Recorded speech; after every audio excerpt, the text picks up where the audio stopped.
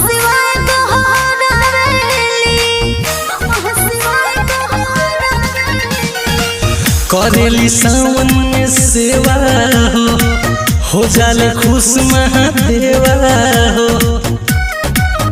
नमो उनके पूरा जिंदगानी हो।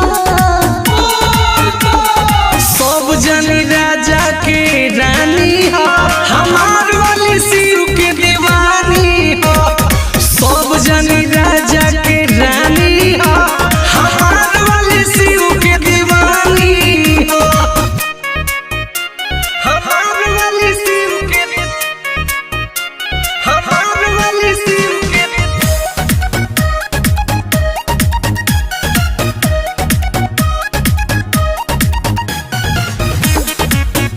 दीवानी हो, दीवानी हो।